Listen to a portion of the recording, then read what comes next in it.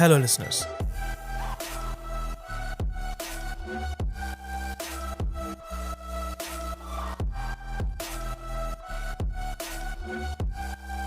स्वागत है आपका आपके मूवी की शुरुआत में हमें दो कपल दिखाए जाते हैं जो एक अजीब सी गोली यानी पिल लेते हैं। अब ये लड़का उन दोनों के लिए कुछ लेने जाता है, तभी उस लड़की के रूम में कुछ अजीब सा होने लगता है। अचानक से उस रूम में बहुत सारे पेड़ पौधे आ जाते हैं। दीवार से आधा बाहर निकला एक आदि मानव जो उस लड़की को घूर रहा है। इधर उस लड़के की लिफ्ट का गेट एक रेगिस्तान में खुलता है और देखते ही देखते वो लिफ्ट वहां से गायब हो जाती है और वो लड़का बहुत ऊंचाई से नीचे गिरते हुए दिखाई देता है। इधर वो लड़की भी पूरी तरह जंगल में पहुंच जाती है और एक सांप उसकी तरफ बढ़ रहा है। अब मूवी समय में आगे बढ़ती है जहां एंट्री होती है स्टीव और डेनिस की, जो कि पैरामेडिक्स हैं, यानी इमरजेंसी में मेडिकल हेल्प देने में ट्रेंड है। अब वो दोनों उस होटल आते हैं जहां ये घटना हुई थी, जहां पता चलता है कि लड़की गहरे सदमे में है और उसके पैर पे किसी सांप के काटने का निशान है। वहां मौजूद एक स्नेक कैचर बताता है कि निशान देख के लग रहा है कि ये किसी रेटल स्नेक के काटने का निशान है। हाँ, वही झुनझुने वाला सांप। लेकिन रेटल स्नेक इस इलाके में कई दशकों पहले खत्म हो चुके हैं। तभी हम देखते हैं कि पास ही टेबल पे एक ब्लैक पैकेट पड़ा है जिसपे सिंक्रोनिक लिखा है। अब डेनिस उस लड़की के साथी को ढूंढने जाता है जहां होटल के स्टाफ बताते हैं कि लिफ्ट में एक जोर की आवाज आई थी, तभी से लिफ्ट काम नहीं कर रही। डेनिस जैसे ही लिफ्ट को फोर्सफुली खोलता है तो नीचे उसी लड़के की लाश मिलती है जो बहुत बुरी हालत में है, लेकिन अभी भी उसके चेहरे पे एक क्रीपी सी स्माइल है।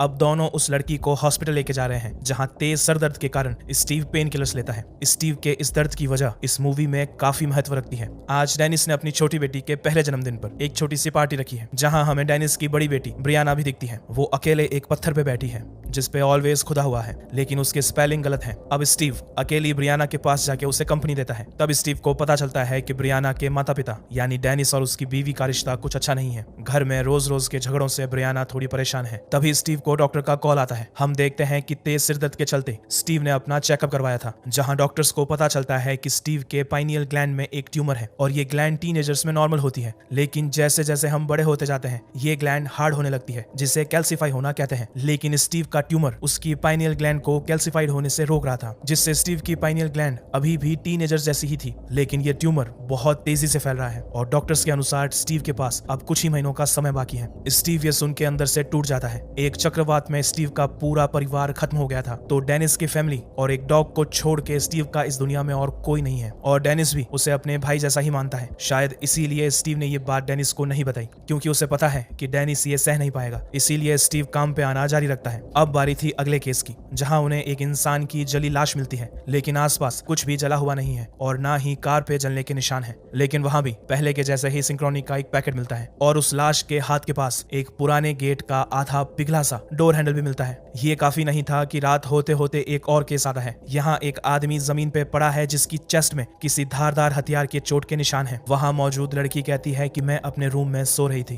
तभी मुझे यहाँ किसी के फ्रेंच बोलने की आवाज सुनाई दी। मैं बाहर आई तब तक वो लोग गायब हो चुके थे। तभी पुलिस वालों को उनके पास से भी वही सिंक्रोनिक का पैकेट मिलता है। पुलिस वाले कहते हैं कि ये एक नई ड्रग है जो कि लीगल भी है, लेकिन इसने सभी नशेड़ियों को पागल कर रखा है। तभी उस आदमी के हाथ से एक कॉइन नीचे गिरता है जिसे स्टीव उठा लेता है। अब उस आदमी को हॉस्पिटल ले जाते समय स्टीव उस कॉइन को देखता है जो कि कई 100 साल पुराना है और वो कॉइन भी आधा पिघला हुआ है। लेकिन अभी सबसे बुरा केस आना बाकी था। अगली रात को उन्हें फिर से इमरजेंसी कॉल आता है। कुछ टीनेजर्स पार्टी कर रहे थे और उनमें से एक को हार्ट अटैक आ जाता है, लेकिन जब तक स्टीव और डेनिस वहां पहुंच पाते उस लड़के की मौत हो जाती है। अब स्टीव वहां मौजूद एक लड़की से पूछता है कि यहाँ और कौन कौन है। जिसका नाम वो लड़की लेती है उसे सुन के दोनों के होश उड़ जाते हैं। उस लड़की का नाम था ब्रियाना। वो लड़की कहती है कि ब्रियाना पिछले कुछ समय से परेशान थी, इसीलिए पास के एक स्टोर से उसने कुछ पिल्स ली थी। ब्रियाना वहां उस चेयर पे बैठी है, लेकिन अब वहां कोई नहीं है। उस चेयर पे भी वही सिंक्रोनिक का पैकेट मिलता है। डेनिस तुरंत अपने घर पे फोन करता है तो पता चलता है कि ब्रियाना घर पे नहीं है, यानी वो लापता हो चुकी है। अब अगली सुबह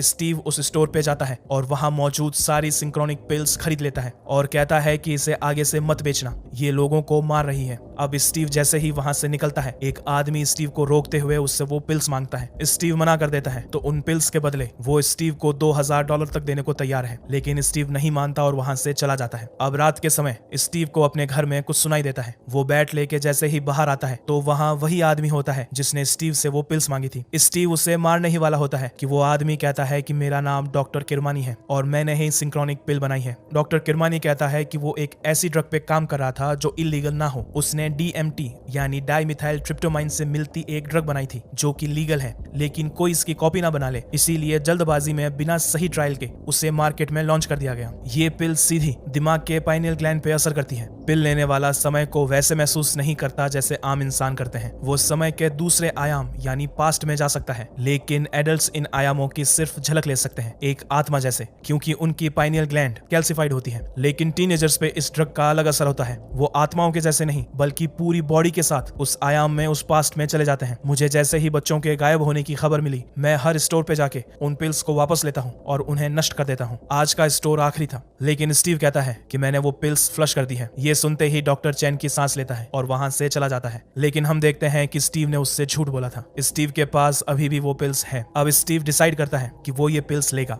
वो पिल लेता है और इंतजार करने लगता है। तभी अचानक से उसकी टीवी बंद हो जाती है और उसका घर एक जंगल के बीच आ जाता है। वो जहाँ खड़ा है वहाँ पानी आ चुका है। अब वहाँ सिर्फ स्टीव है। उसे यकीन नहीं होता कि ये सब सच है या उसका भ्रम। वो फूलों की खुशबू लेता है, पेड़ों को फील करता है। स्टीव सच में कई 100 साल पीछे आ चुका है। तभी उसे पानी में एक मगरमच्छ दिखाई देता है। वो डरते हुए पीछे आता है। तभी स्टीव को एक सैनिक देख लेता है और उसे मारने के लिए उसकी तरफ भागता है, लेकिन उस सैनिक की तलवार लगने से बिल्कुल पहले स्टीव फिर से वर्तमान में आ जाता है। लेकिन वो ये देख के हैरान है कि उसके पांव के बिल्कुल पास में तलवार का निशान है। इस घटना के बाद स्टीव इसे रिकॉर्ड करने लगता है। वो इसे एक एक्सपेरिमेंट की तरह डॉक्यूमेंट करते हुए कहता है कि ये पिल एक टाइम ट्रेवल पिल है। जो भी इस पिल को लेता है वो उसी जगह रहता है, लेकिन कई 100 साल पास्ट में। जैसे 500 साल पहले इस घर की जगह एक जंगल था, इसीलिए मैं वहां पहुंच गया। मेरे दोस्त डेनिस की बेटी ब्रियाना ने भी ये पिल ली थी। उसके बाद से वो गुमशुदा है। मेरे पास कुछ पिल्स पड़ी हैं। मुझे उम्मीद है कि इस एक्सपेरिमेंट से मैं ब्रियाना को वापस लाने का रास्ता खोज पाऊं। ऐसा कहते हुए पिल का असर आता है और स्टीव कैमरे के सामने से गायब हो जाता है। हम देखते हैं कि इस बार स्टीव जंगल में नहीं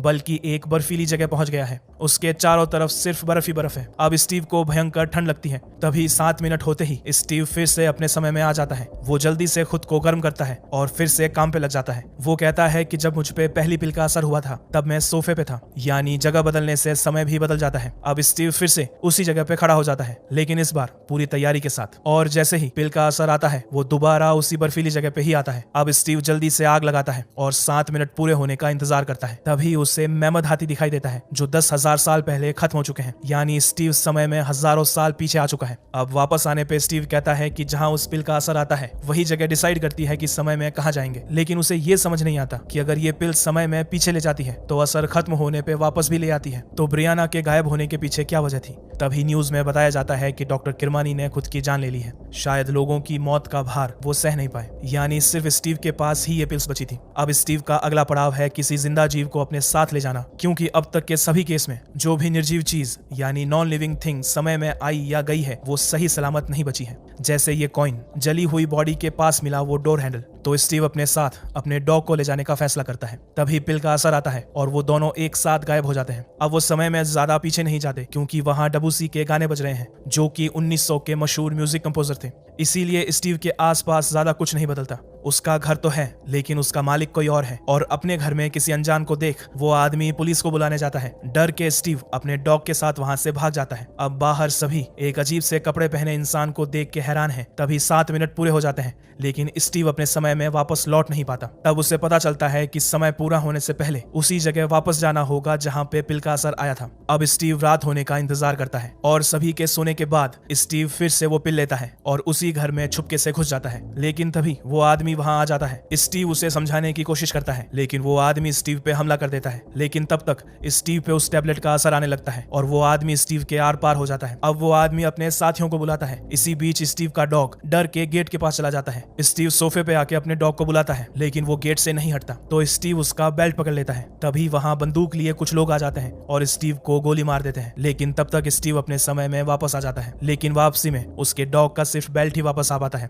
तभी उसे रूम के बाहर अपने डॉग की आवाज सुनाई देती है, जहां उसे अपना डॉग दिखाई देता है, लेकिन धीरे धीरे गायब हो जाता है। स्टीव इससे टूट जाता है। ब्रियाना को बचाने के लिए स्टीव ने अपने डॉग की कुर्बानी दे दी, जिससे वो बेहद प्यार करता था। अब स्टीव कहता है कि वापस आने के लिए उसी जगह पे आना होगा जहाँ पे पिल का असर आया था, वो भी समय पूरा होने से पहले। अगर लेट हो जाते हैं तो हमेशा के लिए उसी समय में फंस के रह जाएंगे, और जिसे वापस लाना है उसे फिजिकली पकड़ के रखना होगा, तो ही उसे वापस लाया जा सकता है। लेकिन अब स्टीव के पास सिर्फ 2 ही पिल बची हैं, इसीलिए वो अपने डॉग को बचाने वापस नहीं जा सकता। अब स्टीव डेनिस के पास जाता है और उसे बताता है कि उसे ब्रेन ट्यूमर है और उसके पास ज्यादा समय नहीं है। डेनिस ये सुन के शॉक में चला जाता है। अब स्टीव कहता है कि मैं अपने आखिरी समय को सही जगह इस्तेमाल करना चाहता हूँ, इसीलिए मैंने कीमोथेरेपी भी नहीं ली। ट्रीटमेंट ना लेने की बात से डेनिस गुस्से से पागल हो जाता है, लेकिन स्टीव उसे समझाता है कि कीमो लेने से उसकी पाइनियल ग्लैंड कैल्सीफाई हो जाएगी। डेनिस को कुछ समझ नहीं आता, तो स्टीव उसे अपनी रिकॉर्डिंग दिखाता है और डेनिस की दुनिया हिल जाती है। वीडियो देखते हुए उसके हाथ कांपने लगते हैं। डेनिस कहता है कि तुम अपनी जान खतरे में नहीं डालोगे, ब्रियाना को मैं लेके आऊंगा। स्टीव कहता है कि तुम ऐसा नहीं कर सकते, तुम्हारी पाइनियल ग्लैंड कैल्सीफाई हो चुकी है, तुम अपनी बॉडी को पास्ट में ले जा ही नहीं सकते, ये काम सिर्फ मैं कर सकता हूँ। बस हमें ये पता करना है कि ब्रियाना ने ये पिल कहाँ पे ली होगी,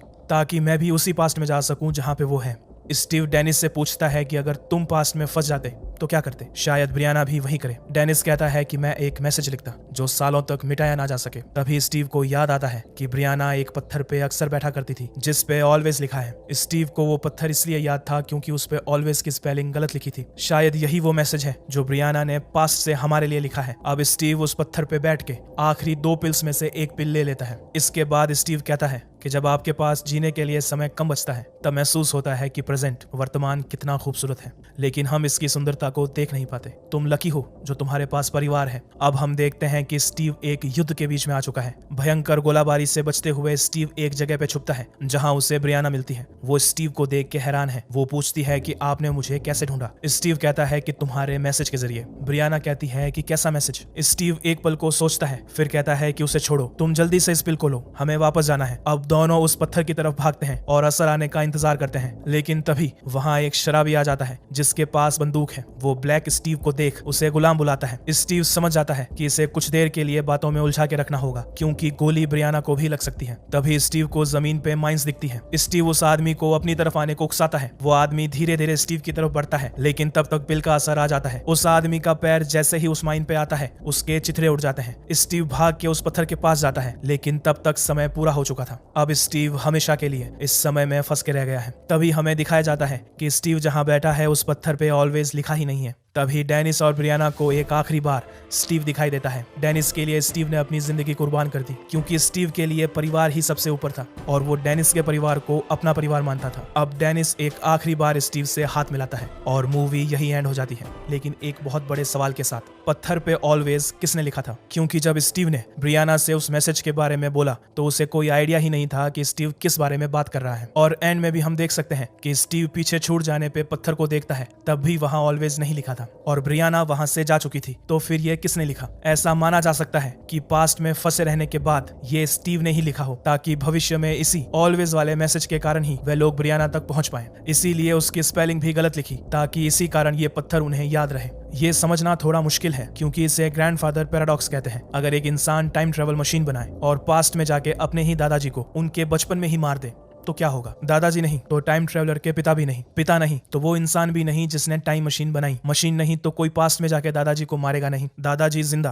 तो पिता जिंदा, पिता जिंदा तो बेटा जिंदा, बेटा जिंदा तो फिर से मशीन, और ये चलता रहेगा। बेसिकली टाइम ट्रेवल की थ्योरी बड़ी उलझाने वाली है, इसीलिए ज्यादा सोचना नहीं। तो ये थी आज की मूवी। अगर आपको वीडियो अच्छी लगी हो तो इसे उस इंसान के साथ शेयर जरूर करें जिसे आप ये पिल देके गायब करना चाहते हैं। मिलते हैं अगले वीडियो में, तब तक अपना और अपनों के साथ साथ दादाजी का भी ध्यान रखें। बाय।